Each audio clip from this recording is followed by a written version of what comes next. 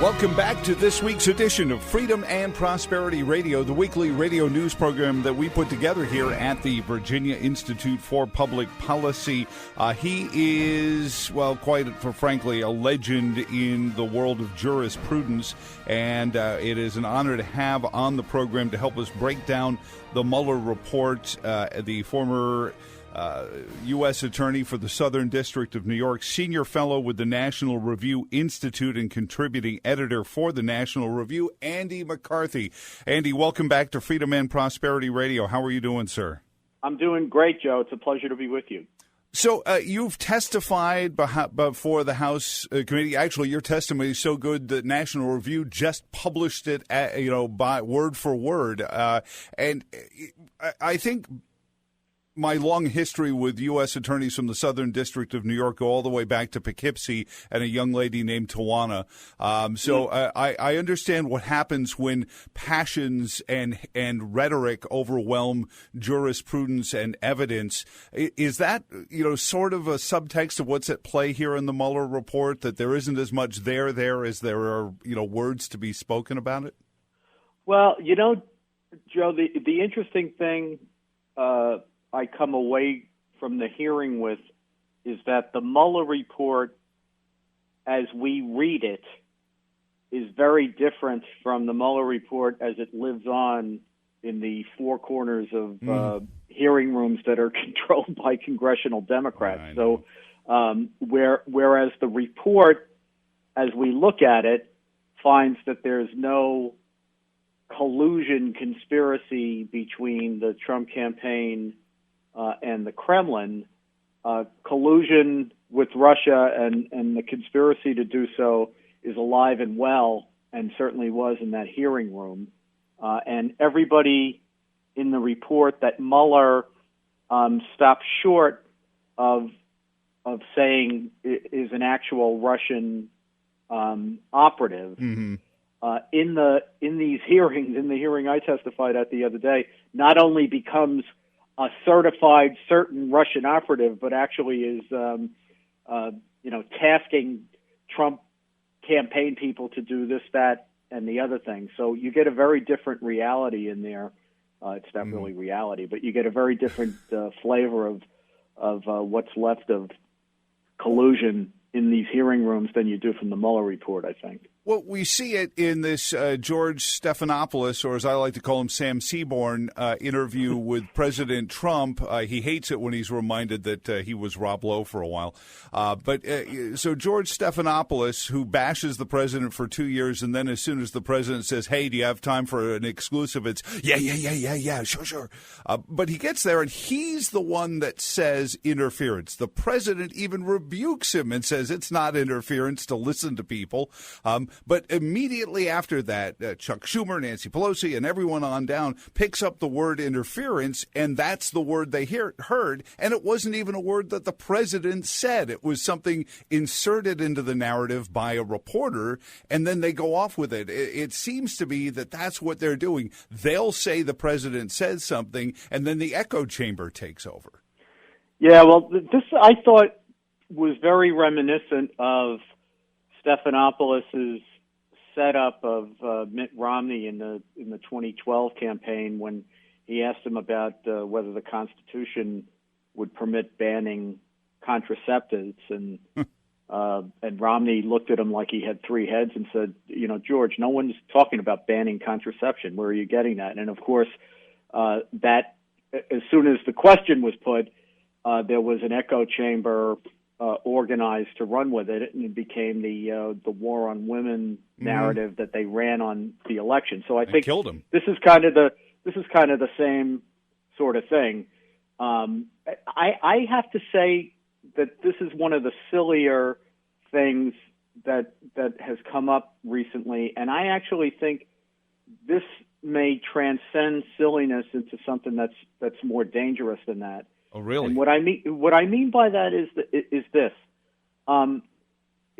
First of all, what Stephanopoulos is suggesting is that there's always a duty to report to the FBI if a foreign government reaches out to a candidate or the president with information about the opposition candidate. Now, we know that they don't really believe that because there was a whole lot of foreign outreach into the Obama administration and the Clinton campaign in 2016, and the Democrats didn't want an investigation of the foreign outreach. They wanted an investigation of Trump. Right. So, you know, what they want is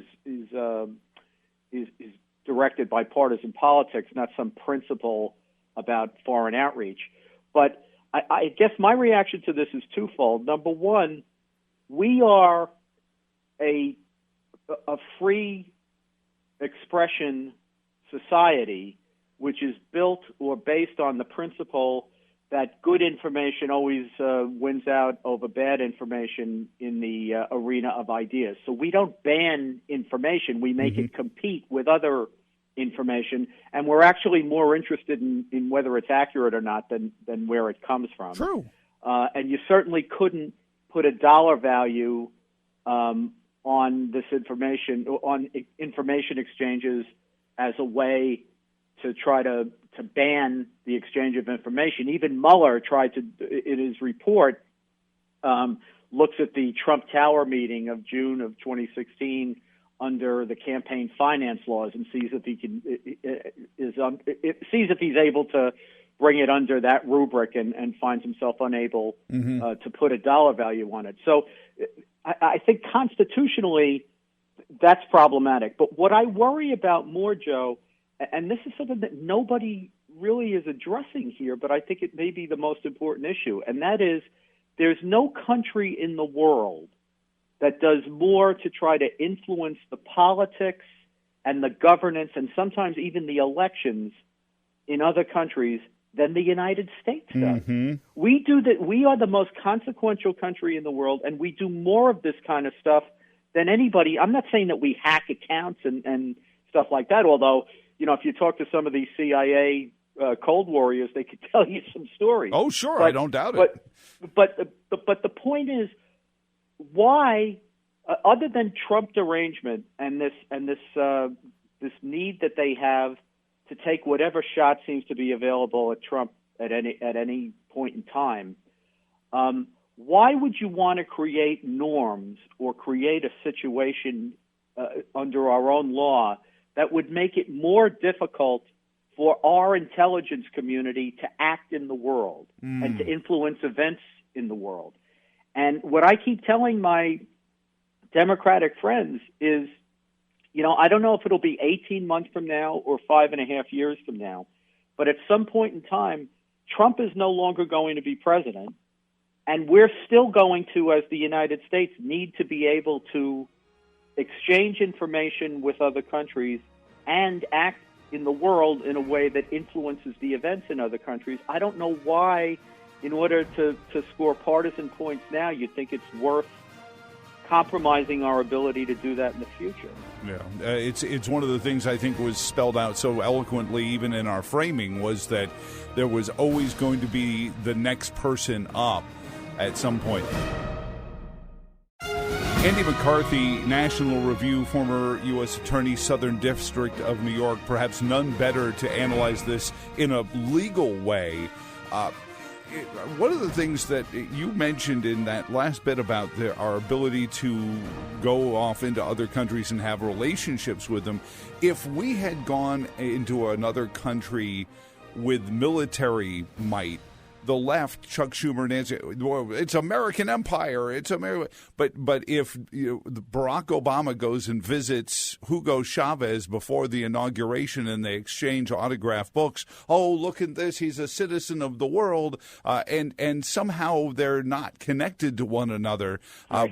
This idea of influence still, to me, comes back to the attitude that we, the American people, being shown what was going on behind the scenes at the DNC, were fooled into voting for Donald Trump. Because every time I listen to one of these folks, when I boil down what they're saying is the American people were fooled because they got to see what was really going on. I still think this is an attitude of trying to disenfranchise most American voters to just those who live in New York, Chicago, L.A., and Houston. Yeah, and you know what else? It's just such utter nonsense. I mean, think about the Democratic position here. In the 2016 election, the biggest email issue was Mrs. Clinton's personal emails, which weren't actually her personal emails. They were her State Department emails that she kept illegally on a private server and then illegally destroyed. You know, I've always thought everybody got all hung up on the Espionage Act and how she mishandled classified information. That was very important. But, you know, destroying government files is a felony. Destroying information when you've already gotten a preservation letter and a subpoena from a congressional investigating committee, those are felonies. So here was the Democratic position in the 2016 campaign. Mrs. Clinton's emails are no problem. Do not worry about Mrs. Clinton's emails. They're not anything to be concerned about. So those are Hillary Clinton's 60,000 emails. Now, after telling us that those were not a problem, her personal emails, they want you to believe that the election was somehow decided on the emails of John Podesta and the DNC. And with all due respect to John Podesta, you know, us political wonks know who John Podesta is. If you asked any 10 Americans on the street who John Podesta is, if one of them was able to tell you, that would be a lot. So, I mean, think about how farcical this is, that we're supposed to believe that her own emails didn't make any difference, but the election was decided by John Podesta's emails? Really? It's crazy, but I was in Philadelphia in 2016 during the maelstrom that came from this, and I remember Mark Warner, the ink wasn't even dry on the WikiLeaks story, and Mark Warner was already saying, we don't know where these came from, but no one ever said there was anything inaccurate in it. Nobody's ever challenged what was there, and I think what they're connecting it to is I forget the young lady, the reporter that found that 20% of President Trump's voters had voted for Obama at least one time prior. So I guess their argument is that those 20% would have stayed with the Democratic Party had we not shown them that they were being disenfranchised by the Democratic Party that they were involved in. And somehow transparency is a chargeable offense now, Andy?